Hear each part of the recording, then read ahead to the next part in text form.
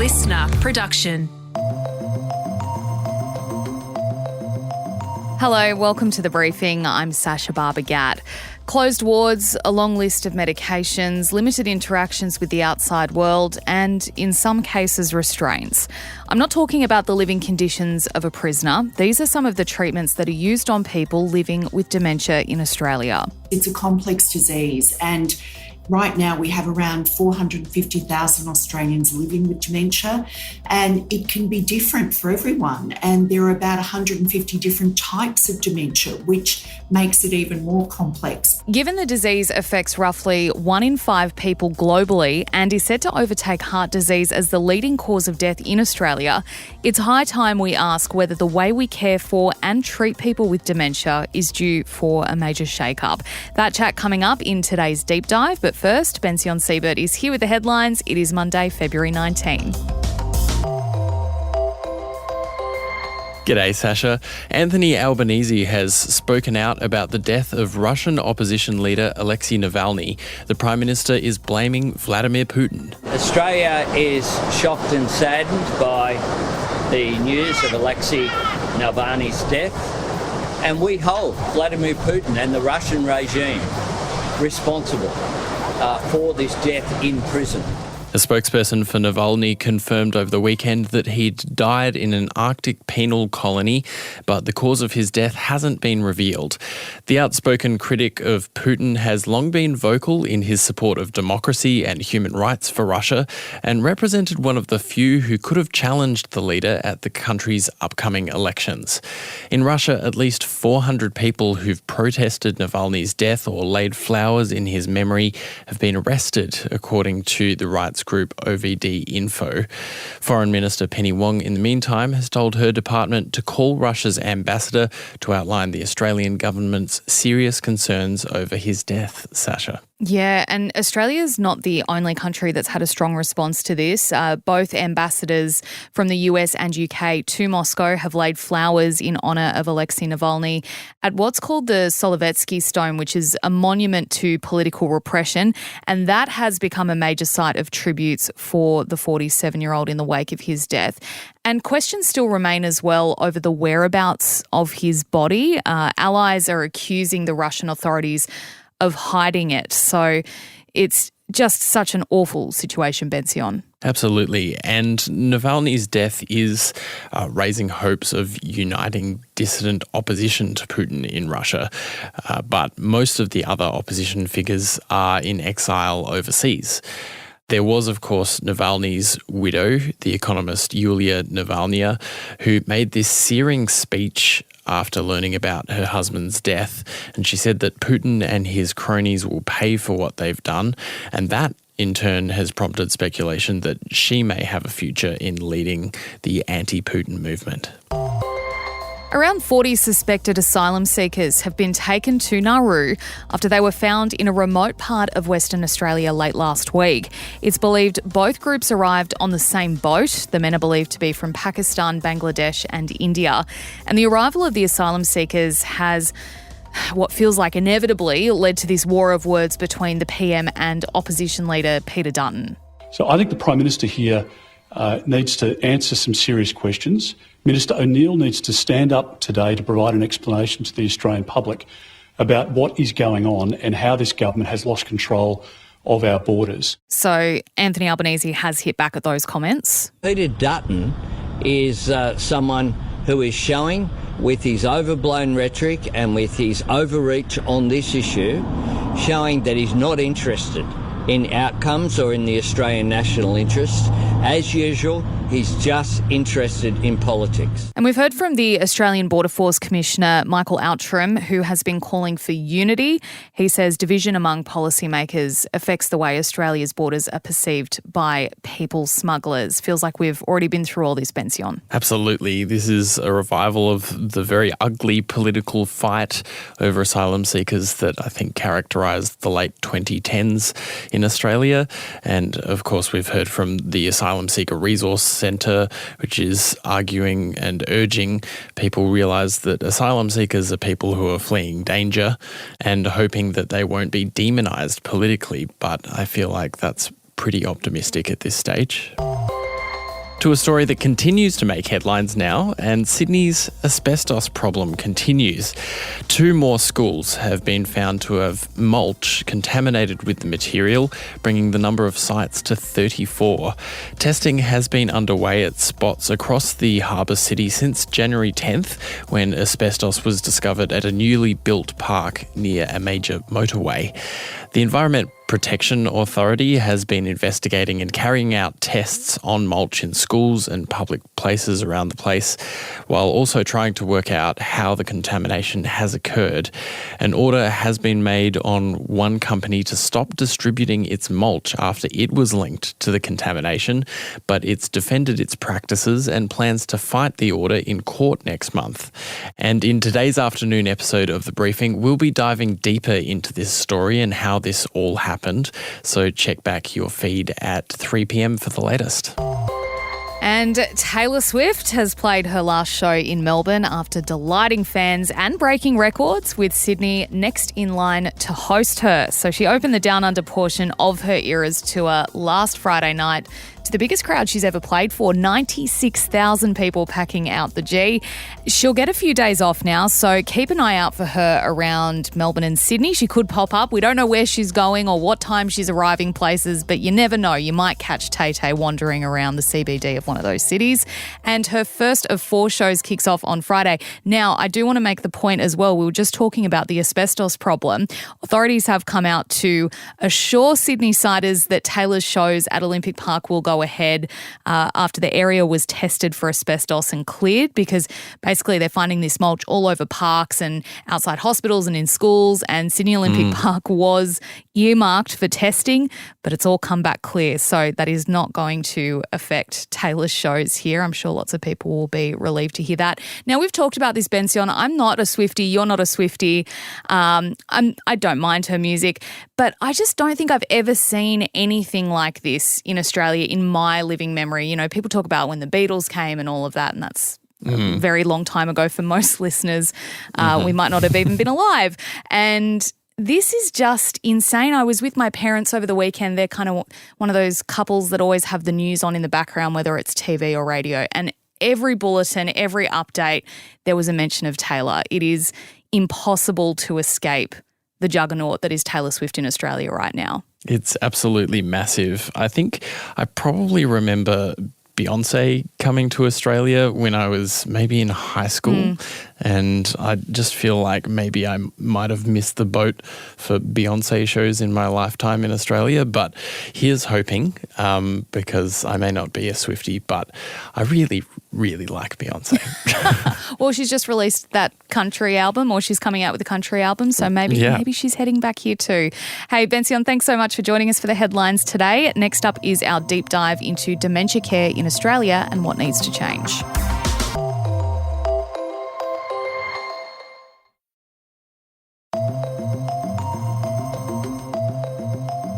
A couple of weeks back, I sat down for an interview with a filmmaker from the Netherlands who had spent 3 years in aged care homes right around the world on a mission to better understand how we care for people with dementia. The conversation really opened my eyes to how we as the human species have failed these people in a lot of ways. Closed wards, limited interactions with the outside world, a long list of medications, in some cases restraints.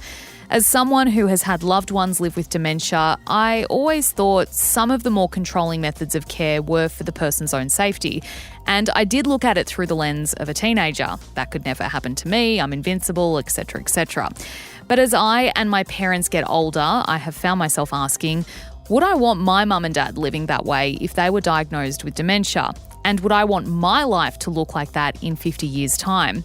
While talking to this filmmaker, my eyes were opened to the idea of a different way, a better way to care for these people, giving them agency over their mind and body, having them actively involved in the community, providing them a home with access to things everyone else has, candles, real plants, even pets. These methods are being used overseas, and the results speak for themselves. Happier and better adjusted aged care residents who feel they are valued and part of society, even if their mind works a little differently to how it used to.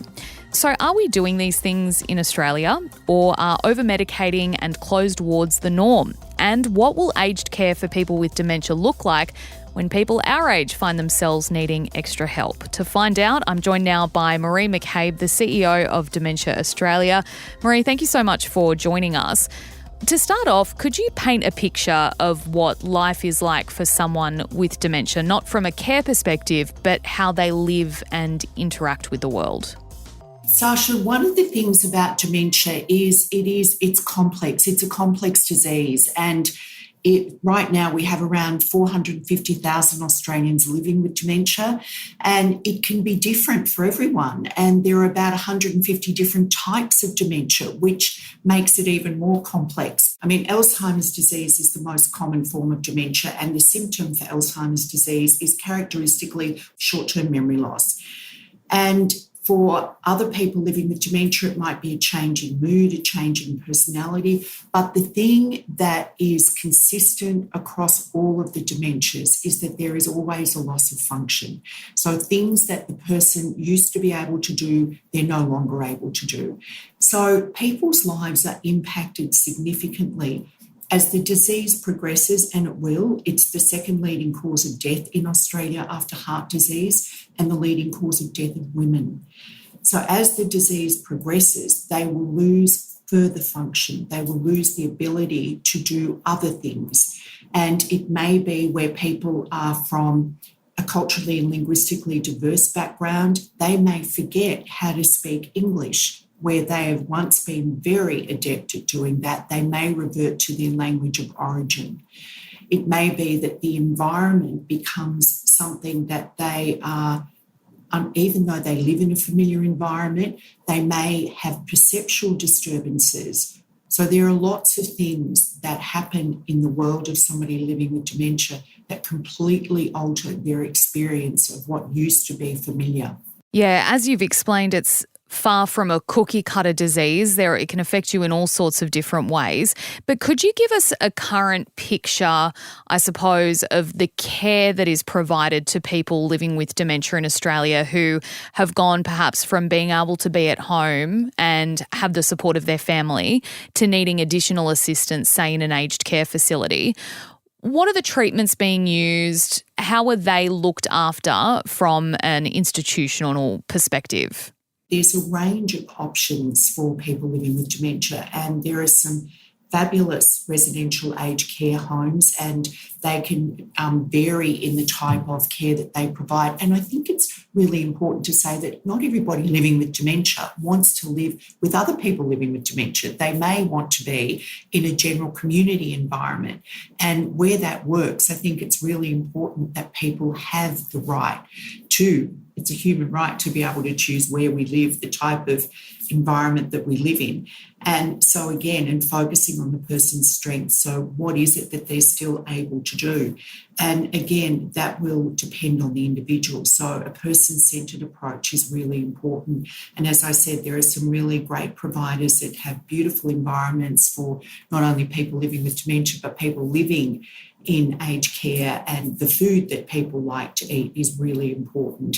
Being around people that they want to be around is really important, that it's an environment that encourages their loved ones and may have children in that environment as well visiting, which is really important. So it depends very much on the person and what sort of environment they need, the sorts of risk assessment that's been done to keep the person safe, but also to be able to allow the person to take some risks in perhaps a supervised and supported way. The reason I wanted to have this chat with you today is I did an interview with a man, a filmmaker from the Netherlands who lived in dementia wards around the world for 3 years with another young man who was 24, and they saw the entire spectrum of care for people living with dementia. So, locked wards, plastic cutlery, very little autonomy, to the very other end of the extreme, homes where all of the residents pitched in and they created their own home. And it wasn't just people with dementia, it was people with other physical disabilities, just general elderly people, people with cognitive disabilities, and they created their their own home. They had candles, there were no bans on candles. They had pets. They were allowed to walk outside pretty much of their own volition whenever they wanted. The filmmaker told me that the people who were given as much autonomy and respect to live as close to possible as they had before they became ill with dementia were the most well-adjusted. They felt happy. Are we in a position to offer those sort of things in Australia, or does more need to be done to make sure that we can? There are many providers that provide exactly the sort of thing, Sasha, that you're referring to, which is amazing. People living with dementia are not an homogenous group. And as their disease progresses, and it will, it depends on the area of the brain that's been impacted as to the type of expression and behaviour that people may exhibit. And we need to have environments that accommodate all of that. And I think, you mentioned about staffing. Part of the aged care reform is there's now 24/7 registered nurses in aged care homes, which is fabulous because people need that level of knowledge, that level of experience, and really important to have that because they often have other complex conditions as well, other physical conditions that need that expertise. And the thing that I want to say is that education of staff is absolutely paramount. And it's one of the things that Dementia Australia has been advocating for and lobbying for is mandatory education about dementia, because we know that about 70% of people living in residential aged care have dementia.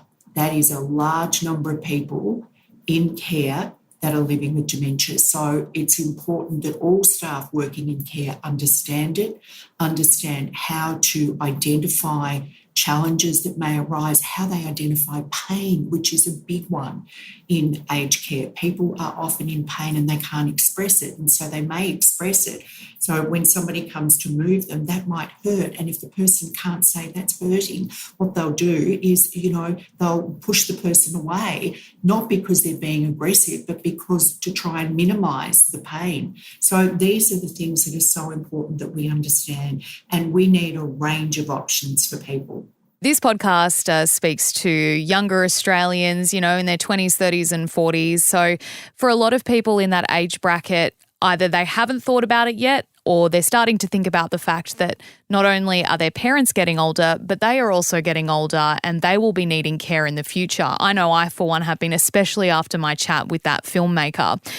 My question for you then as we wrap up is, what does the future look like for dementia care in Australia, and what can we be doing now as younger people to not only future-proof the system for our parents and for ourselves, but also to maybe try and stave off the effects of dementia? There are all sorts of things that we can be doing that may help. Can you talk us through those and, give us a bit of hope maybe? Look, I think the future for dementia care is really exciting, and I think the future for dementia treatment is exciting because there are some medications that have come on the market for people in the very early stages of Alzheimer's disease or mild cognitive impairment. Now, Sasha, what's required there is a systemic change. We need to be able to diagnose people much earlier. So that's really important. So I think the treatment options and more drug companies will come into the market now, and the next generation of medications after the ones that have been released will be much more effective, and that will continue. So I'm very excited about the treatment options for people living with dementia and also the care options. And with the aged care reform that has come in, it is so important. We are now paying people more, and aged care is a specialty. Gerontics, geriatric care is a specialty, and we need to recognise that it is so important. Education, that's the final piece that we now need to implement. We've got the registered nurses, the 200 minutes of care, other, revised standards that will soon be in that focus specifically on dementia. And then in terms of risk reduction, I'll move to that. It is really important. So this can start at any age, and it's never too early and it's never too late to implement eating well. We recommend the Mediterranean diet. Exercising our body and our brain is really important. We know that there are two things that increase brain volume. One is exercise and the other is education. So learn new things, do things with you, socialise. We don't think about socialising as learning new things, but we often learn new things when we're out having fun. So have fun with the people you love, do the things that you love. Attending to any hearing loss is really important. People don't realise that hearing loss increases the risk of developing dementia.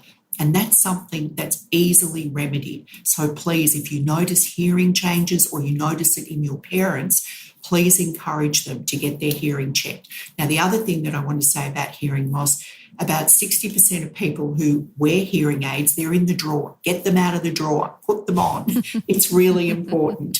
Then, of course, there are other, socialising is important, making sure that we have got people to keep us engaged, social engagement. We want to avoid social isolation. That can lead to depression, that can lead to dementia. So these are the sorts of things that make a very big difference to reducing our risk of developing dementia. That was Maree McCabe, the CEO of Dementia Australia. And if you've been listening to this and have further questions about the disease or yourself or your parents, you can call the National Dementia Helpline. The number is 1800 100 500. That's all for the podcast today. Thanks so much for listening. You can check back in the Savo at 3 for our afternoon edition. And if you'd like to get in touch with us here at The Briefing, maybe you have an idea for an episode or you'd like to have your say on something we've covered, please do reach out. You can go to our Instagram page and send us a message. Simple as that, just search The Briefing on Instagram.